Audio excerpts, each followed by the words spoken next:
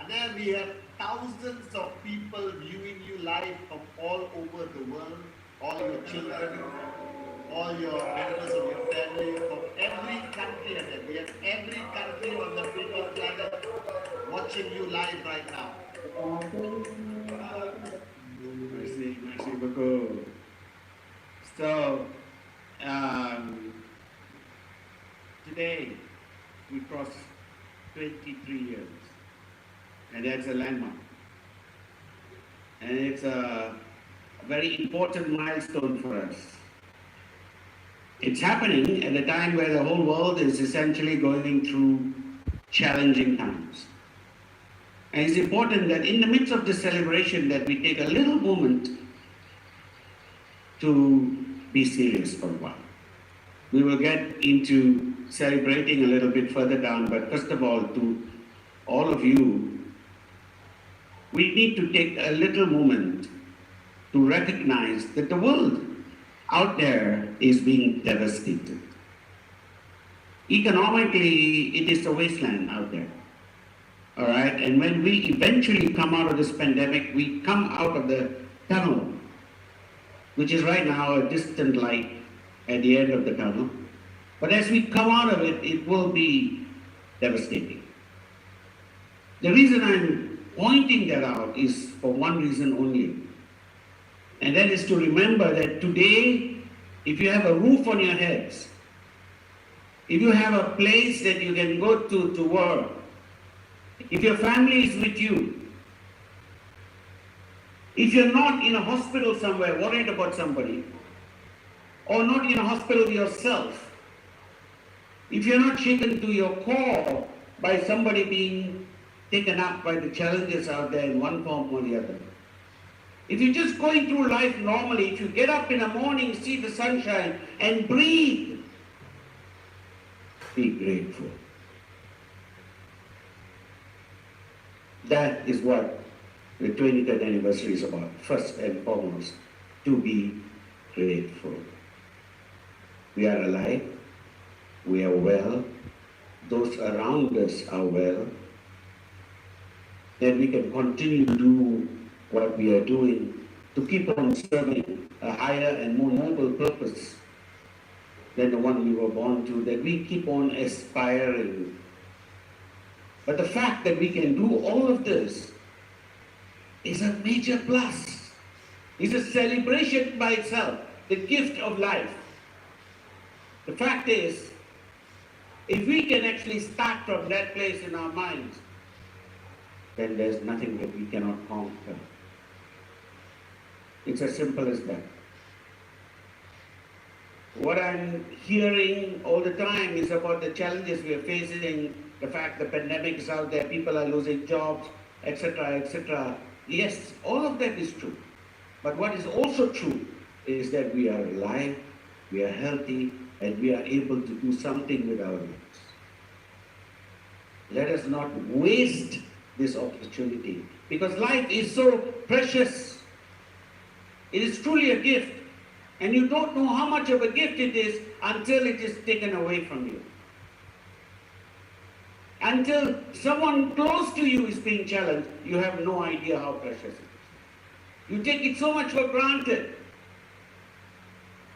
So before we begin the celebrations and rah-rah, as you're applying, I need to talk to you first, as if we are in recon, as if we are in tax. As I would to any one of you, if one of you were sitting across from me. The fact that it's thousands makes no difference. I'm still talking to each and every one of you, and what I'm saying is essentially the same. Be grateful. So as you get up in the morning, we look up and we say, Alhamdulillah, thank you, God bless. In whichever form that you choose to do that, that's how we should begin the day. Because there are thousands out there. The figures go up into the millions who are affected daily.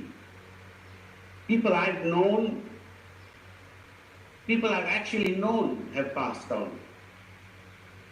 And we are alive, so we are blessed. That feeling of being blessed, that is your basis upon living every day. That's your basis upon planning every day. That's your basis upon projecting every day. Are you with me? Yes, Dato. So that's the first thing I'd like to share with you. 23 years has been awesome. But I still get up every morning being grateful that I have another day to be able to make a difference. Making a difference is what we have lived for. The world may call us mad. So what? That's essentially what making a difference stands for. MAD. Making a difference. So we are always a little bit mad.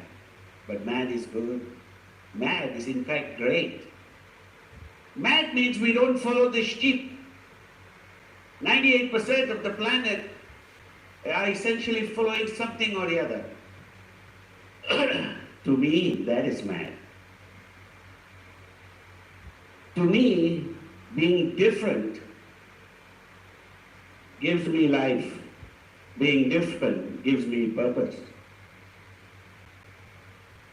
So some years ago, we had a slogan, making a difference in Beacon. And I think that was one of the most fundamentally, most powerful things that I still remember in my head. One is make a difference every day. Make every day count. And during the last zone, or perhaps the last WeConnect, I said 1%. 1% every day. That is not rocket science. That is not moving the planet. 1% of your day needs to be better than it was yesterday. If you could add 1%, whether it's performance, whether it's a standard that you are raising in some form or another, if your day is better by 1%, you grow 37 times. 37 times. Now whether that happens in a year or a month, immaterial. But imagine the fact that 1% compounded. That means today you are better by 1%, tomorrow that 101 becomes 100%. The basis of you improving another percent. And if you keep on doing that, then you improve 37 times before the year is out. That's formidable. That's what you're here to do.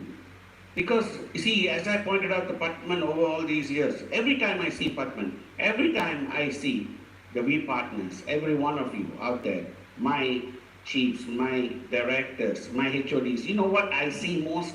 Perhaps I'm not sharing it well enough, but I need to do this. What I see most is wasted potential. What I see most is what you could be. What I see most is what you need to be, and the fact that you are not there yet. Are you following me? Are you with me? So that what I see all the time is that when I look at you, I don't see where you are today. I look at the potential of where you could be, where you need to be, how much better you need to be. That to me is your purpose of life, not what you have done up to now. What you have done up to now is already history. Tomorrow is a mystery. But this moment, this second, this is in your hands. Today is the only gift that you truly have. That's why they call it the present. You have heard all this from me before, actually, many, many times. You have heard all of this, but I have to keep on driving this message home. So I'm using this opportunity of our 23rd anniversary to drive the message that I've always said to all of you. Why is it that 1% represents such a major obstacle? We are not talking about 100% growth, we are talking about a 1% growth daily. If you cannot do just that, what can your children do? The hope of this planet lies in the next generation and the one after that and the one following that. Because there's so much more healing that needs to happen. This entire pandemic, although it has been challenging for all of us, has been a blessing for the planet. The skies have never been bluer, the water has never been clearer, all right? Because we're all caught up with the pandemic, we are not killing that many trees, we are not killing that many plants, we are not, toxifying the air. Actually, it's been a vacation for the planet. While we are all being stuck at home, the planet is breathing a little bit. But the next few generations are the hope. The next few generations can reverse what we have done. We grew up at a time where, throwing garbage was just like that.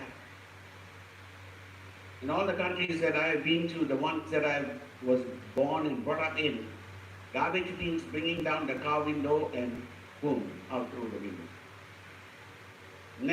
Never stop to think for a moment. For us, we lived at a time, where the food and nutrition were not connected. And therefore, we are paying the price for all of this today. But I'm not here to just point that out to you. I'm just simply pointing out to you the other side of the coin. We cannot go back to reverse the things that have been done, but we can change today. We should come out of this different people. If we come out of this the same people that went into this, then we have learned nothing. Yes, we started 23 years ago, but 23 years should have been 23 years of evolution. We're not the same company that began 23 years ago. We were a microcosm. We were a bunch of people that came together, put our shoulders together. We believed in wings and a prayer. And today we stand where we are. Because the single thing that made a difference was our attitude. And the first aspect of attitude is gratitude. If you can get up grateful every day, you're never going to be depressed. You're never going to be arrogant. You're never going to be destructive. You're going to be constantly looking for ways and means to give back, because gratitude basically means you owe something to someone. The concept here is to serve. So we as a company have always talked about service. Service is our path. And believe it or not, the greatest leaders serve to lead.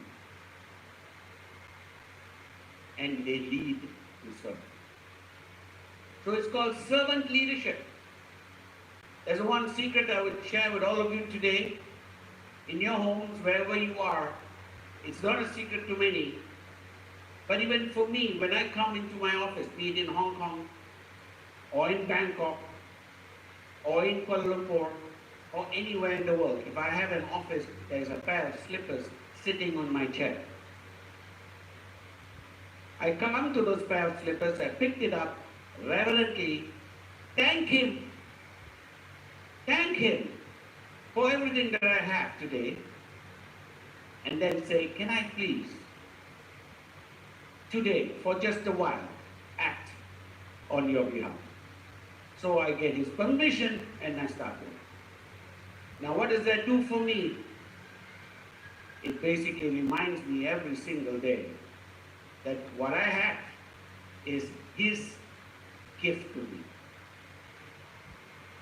What I have is his gift to me, because like all of us here, every one of us here, we came with nothing. Not even your name is yours, it was given to you. Everything that you have, that you can physically see and touch and feel, is just temporary, because you're going to leave it all behind. Now, why am I saying this? We are having an MLM company. We talk about riches. We talk about building, finances. I'm saying this because there is a very real practical application of this. If nothing is yours, then that makes it possible for you to actually have everything. Because the one thing that can destroy you is you getting attached to anything. If it is not yours and you know that it's temporary, you're going to be able to going to be able to double it, triple it, quadruple it, because that's what you need. Detachment. The key to someone who becomes a millionaire is detachment. And the key to someone who goes from a millionaire to billionaire is double or triple or quadruple the detachment. The people who actually make it to that level, where they are billionaires, so to speak, they could walk away from it and not feel it.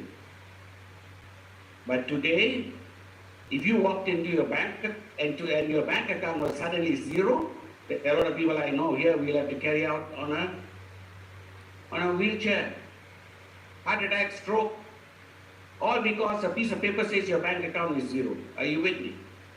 Are you with me? Guys, never let that. A zero is a good place to be. Zero means you can start all over again. Always start with zero, because from zero, everything becomes possible. Are you with me? So it is critically important to remember that I am zero. That was part of my training during the zone. And it is zero that gives power to one. You can have a million zeros before one. It makes nothing. But you have a one followed by 10 zeros, everything changes. So zero is very, very, very powerful. So we are 23 years today, but the next 23, that is on your shoulders. We've carried you this far. The team, the partners, all of you included, we have traveled this journey together. We have carried you this far. And it has been a formidable journey. There have been many valleys in between the peaks. But the peaks as well as the valleys, the highs as well as the lows, are both educational, entertaining perhaps, but always education. Because it is the valleys that make every peak more difficult to climb. It's the peak that gives you the height, the view, the perspective. But life is full of that. Dato? The last 23 years have been great. The next 23 has to be better. We got 2 years to our silver anniversary, guys. 2 years! Yes, Dato Sri.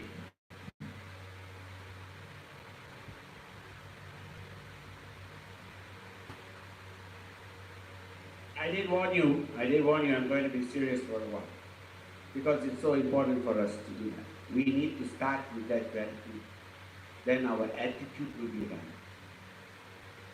Alright? The one thing that I always worry about is simply because you guys are successful. You got your kings and queens here, as Patwan calls you, right? Your kings and queens. The problem with kingship and queenship is they forget that even they are only ultimately guardians. No king lives forever, and nobody can be queen forever. So if you're a guardian, your role is different. The problem is, as guardian, we sometimes forget and we say, this is all mine. Therein we need to change. I need you to become even more successful. I need you to climb for the stars. I need you to find that potential you were born with. I know you were born with. Such as Vijay, Arpit, Endra. I can see you guys, Adli, Sharfun and Aditya. so many Sureshes here. I'm talking to all of the Sureshes at the same time. So, tell me that you have reached your full potential. Put up your hand if you have reached your full potential. Let me see it. All right? So if you haven't reached your full potential, the question is, what are you waiting for? We've done 23 years. And your potential rises as you reach it. That's the beauty of potential. Human potential rises as you reach it. And you know how you rise, so to speak, by lifting others. Every time you lift others, you are raised. Every time you lift others, you rise. Are you with me? So I need you to have that attitude. We had raised the bar higher, isn't that right, Padman? Padman, are you there? Padmasilan?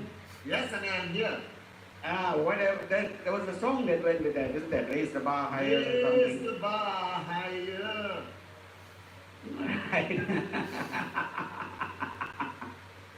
You dance to the song every time and beat on stage, and Exactly. So, and Narendra, Hare Kiplani ji, show us the dance again.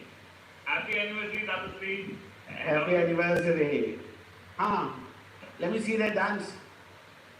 Raise the bar higher. Raise the bar higher.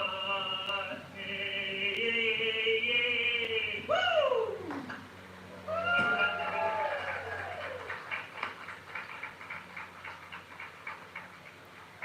It has been a wonderful journey, though, I must say. I do want you to be serious today, but at the same time, it's a time and a cause for celebration. We are truly, at a very unique juncture. I think Japa and I would have been shocked if someone told us that we'd last 23 years at that time. We were keeping our fingers crossed that we'd last 23 months. And, we are here today, so that means we have a greater purpose to serve. And when this entire pandemic began, and I'm sure that you have heard this many times from the others,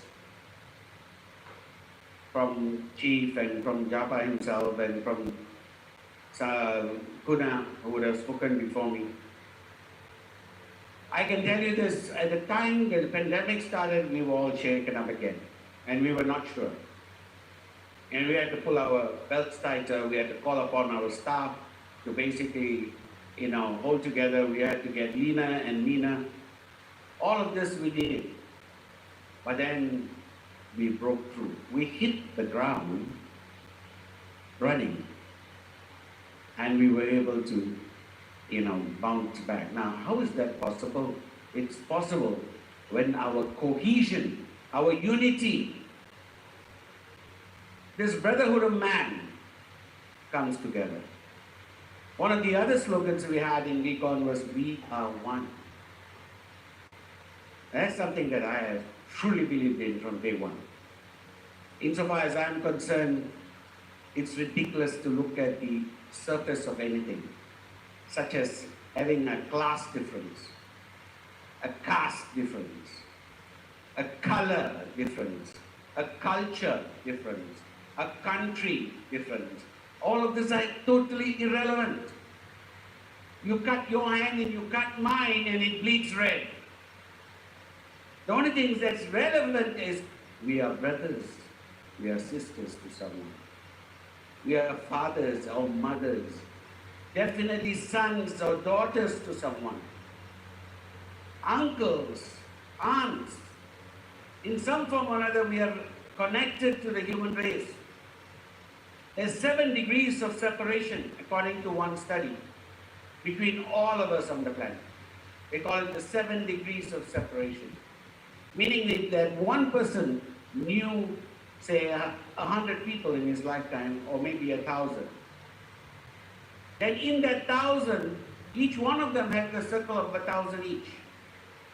And if you go out in that concentric circles going out. By the time you reach the 7th circle, you have covered every single person on the planet. So in other words, you are only 7 degrees away from anybody that you meet on the street, that you watch on television, that you might, by perchance be on the same flight in. So you're only 7 degrees at the most from a tribal in the Amazon to an Eskimo in Greenland to a Ashanti warrior in South Africa. It matters not. We are all connected in one form or another. And for those of us who have a spiritual leaning, we are all children of God. So insofar as I'm concerned, we are all one. Hence, that has been not just our motto and slogan, it has been our belief system. Hence, everyone in the family, and it is the QI family, are one, are equal, and are given the same opportunity to succeed. We have Malu here somewhere, do we not? Yes, Is Malu? I'm here. Malu is our poster child for showing what you can achieve. For someone who came in and answered phone calls at reception and worked her way up. So what's your latest title now, Malu? Deputy Chairperson, QNET 23rd. Thank you. Wow. Heavy, right? Guys.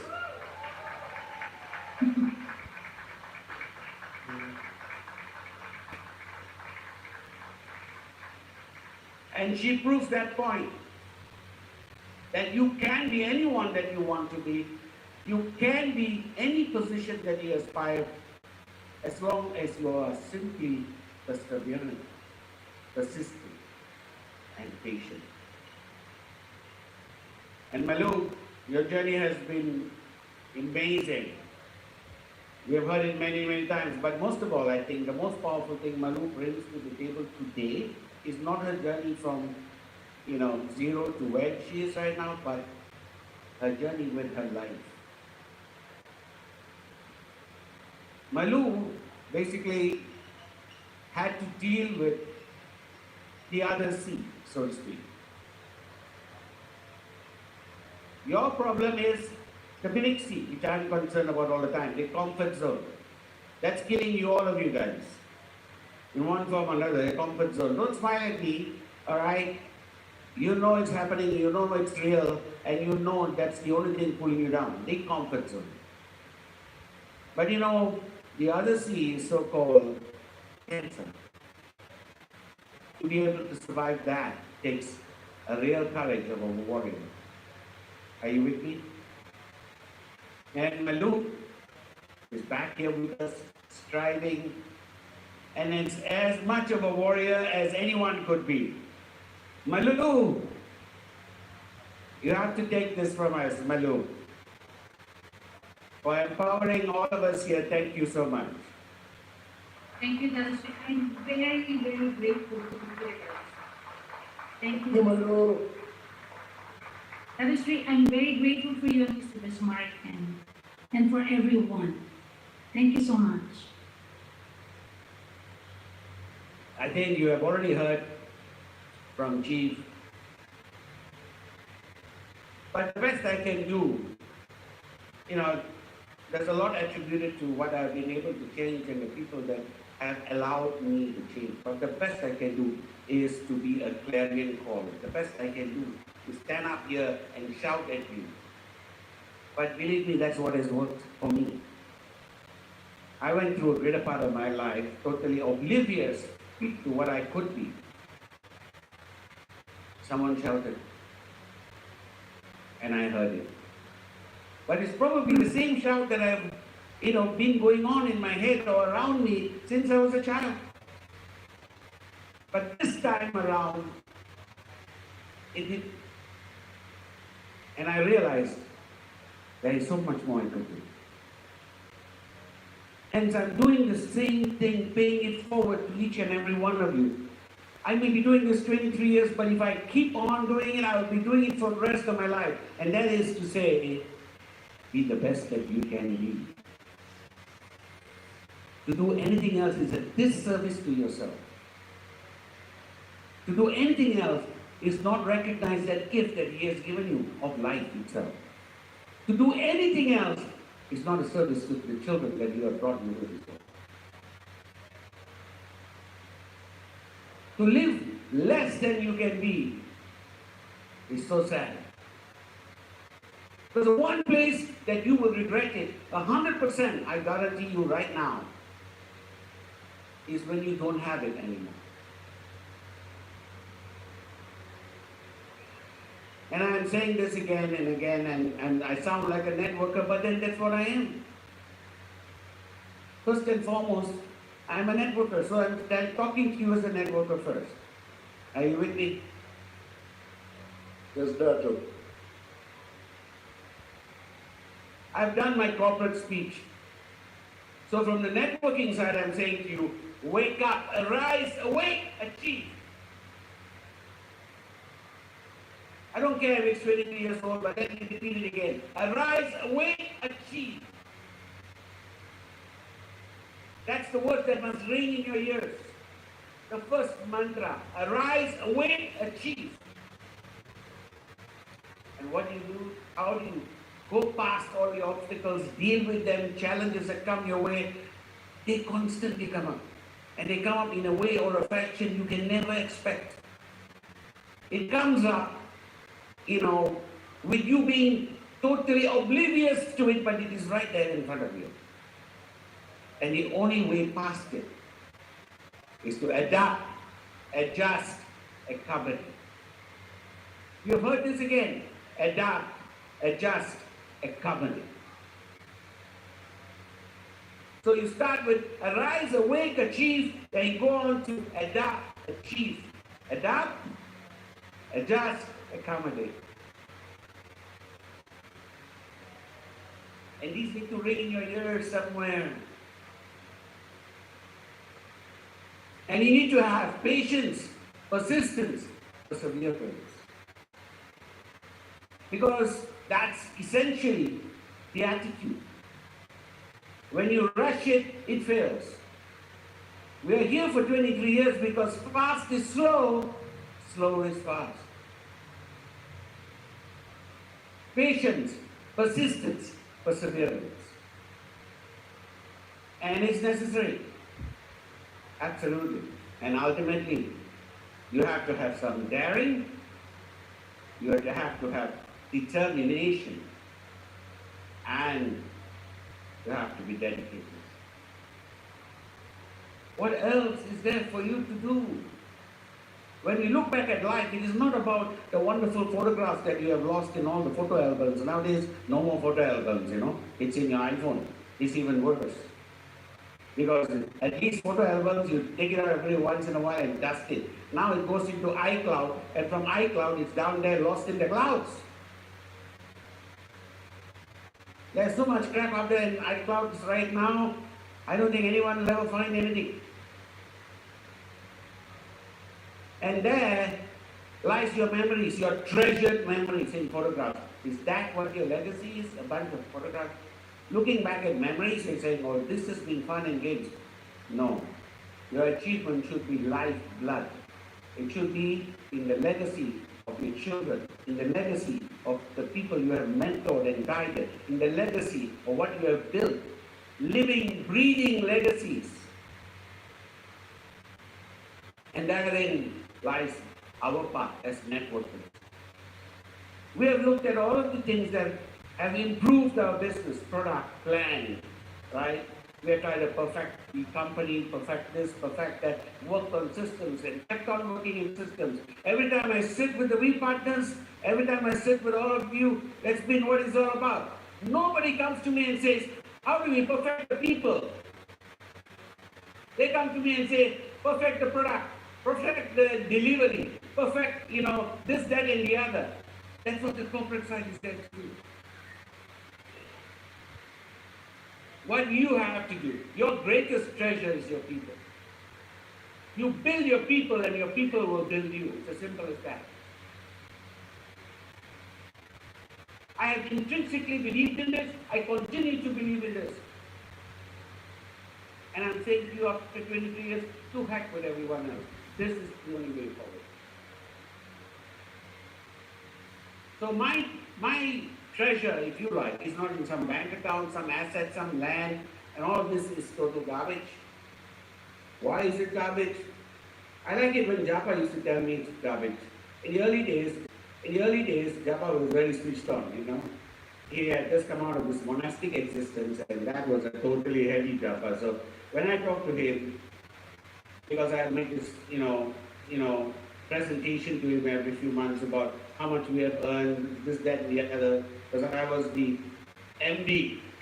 So I had this duty to basically sit before the directors and tell them what we have done. Japa would fall asleep. So I said to him, this is all this money. Why are you talking to me about garbage? The old Japa. I hope now, I don't know what Japa is like. We'll have to find out when he comes back online, huh, Bhavan? Still same, Vijay. Still the same He's person. here listening carefully to what you say. And the old Japa would say to me, this is just garbage. He doesn't want to know all those things. You know why we are partners for 23 years? Or maybe 25 years now. And Japa does. Yeah. You never read the fine print. Nope. I know you're not going to cheat me, so. How can I cheat you with monopoly money? Japa will say, this is monopoly money. All of this is just paper, and throw it